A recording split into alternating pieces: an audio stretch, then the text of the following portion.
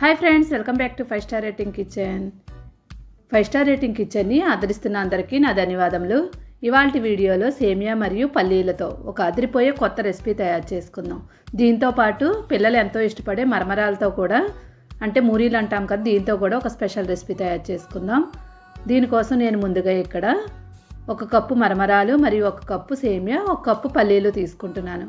ముందుగా పొయ్యి మీద స్టవ్ వెలిగించుకొని దానిపైన ఒక గిన్నె పెట్టుకోండి. ఈ గిన్నెలో సుమారుగా 1/2 లీటర్ నీళ్లు ఉండేలాగా వేసుకోవాలి. ఇక్కడ నేను 1 కప్పు సేమియా తీసుకుంటున్నాను కదా, 3 కప్పులు వాటర్ అన్నమాట. దీనిలో 1 టేబుల్ స్పూన్ ఆయిల్ వేసుకొని ఒకసారి బాగా కలిపేసుకోండి. ఇప్పుడు ఈ నీళ్ళని కొంచెం మరగనివ్వాలి. మరిగిన తర్వాత 1 కప్పు సేమియా తీసుకున్నాం కదా, దాన్ని ఈ నీళ్ళల్లో వేసేసుకొని ఒకసారి బాగా కలిపేసుకోండి. కంపల్సరీ నీళ్లు వేడైన తర్వాత మాత్రమే సేమియాలు వేసుకోవాలి. ఇప్పుడు ఒకసారి కలుపుకున్న తర్వాత దీన్ని 90% వరకు ఉడకనివ్వాలి. సేమియాలు చాలా ఫాస్ట్గా ఉడికిపోతాయి. ఒకసారి చెక్ చేసుకుంటూ ఉండండి. చూడండి, సేమియా ఉడికిపోయింది. మనకి సేమియాలు ఇలాగ మనకి పుల్లలుగా కనిపించాలి. అలా అని మరీ గట్టిగా ఉండకూడదు, మరీ మెత్తగా ఉండకూడదు. ఇప్పుడు స్టవ్ ఆఫ్ చేసుకోండి. ఒక గిన్నె తీసుకొని దానిలో ఈ సేమియాలని స్టెయినర్తో వడకట్టేసుకోవాలి. ఇలా వడకట్టుకున్న తర్వాత ఇప్పుడు ఈ సేమియాల పైన చల్లటి నీళ్లు వేసుకోవాలి.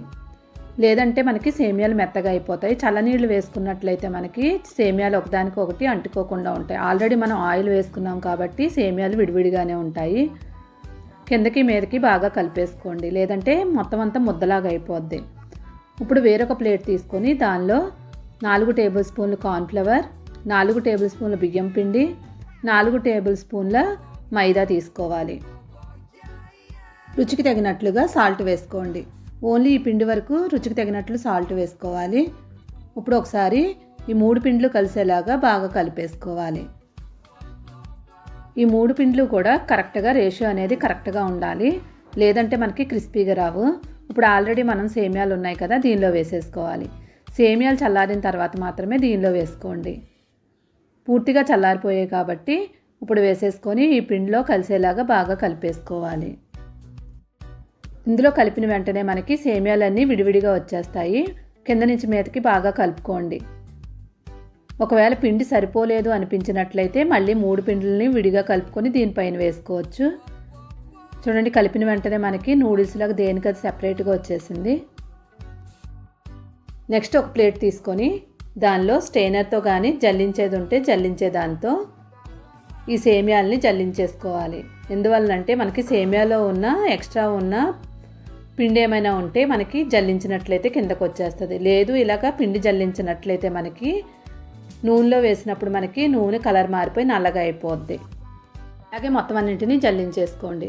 నెక్స్ట్ పొయ్యి మీద కళాయి పెట్టుకొని కళాయి హీట్ అయిన తర్వాత ఆయిల్ వేసుకోండి. ఆయిల్ బాగా హీట్ అయిన తర్వాత మాత్రమే సేమియాలను వేసుకోవాలి. సేమియాలు వేసిన వెంటనే అటు ఇటు కదిపేయకుండా 2 నిమిషాలు అలానే వదిలేయండి. 2 నిమిషాల తర్వాత మరీ ఎక్కువగా కలుపకుండా కొంచెం అటు ఇటు కలుపుకోవాలి. లేదనుకుంటే మనకి సేమియాలు ఇరిగిపోతాయి. ఇలా కొంచెం కదిపిన తర్వాత అలానే వదిలేయాలి.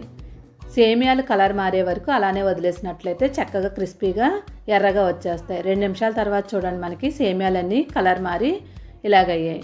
ఈ కలర్ వచ్చిన తర్వాత వీటిని మనం స్టెయినర్లోకి తీసేసుకోవాలి. సేమియా పాయసానికి మనం ఏ కలర్లో అయితే వేయించుకుంటామో ఆ కలర్ వచ్చిన తర్వాత తీసేసుకోవాలి. చూడండి, ఇలాగే మొత్తం అన్నింటినీ వేయించేసుకొని ప్లేట్లోకి తీసేసుకోండి.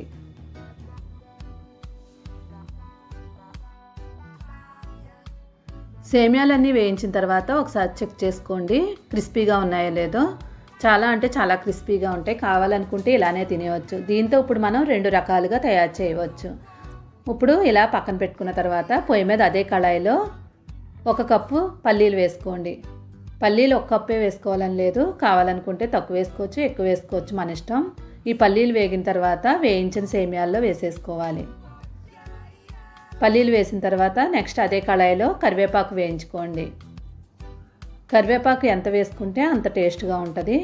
కరివేపాకు వేయించిన తర్వాత ఈ కరివేపాకును కూడా వేయించిన సేమియాలో వేసేసుకోండి.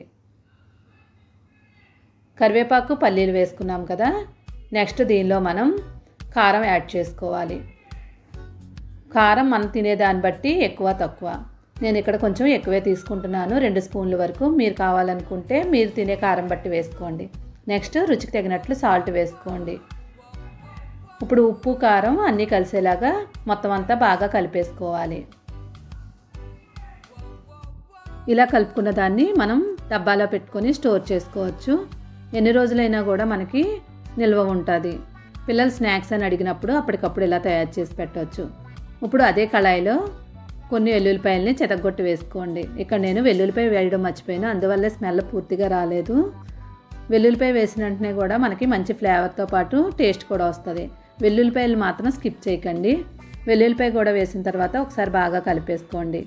ఇంటికి ఎవరైనా గెస్ట్లు వస్తున్నారంటే అప్పటికప్పుడు మనం తినడానికి ఏమీ పెట్టలేము కదా, అలాంటప్పుడు ఈజీగా దీన్ని తయారు చేయొచ్చు. ఇప్పుడు దీంతోనే రెండో రెసిపీ తయారు చేద్దాం. ఒక బౌల్ తీసుకొని దానిలో 1 కప్పు వరకు మూరీలు వేసుకోండి. మూరీలు అంటే మరమరాలు అంటాం కదా, అది. నెక్స్ట్ దీనిలో సేమియా మిర్చిని వేసుకోండి, అంటే మనం తయారు చేసుకున్న సేమియా మిక్చర్.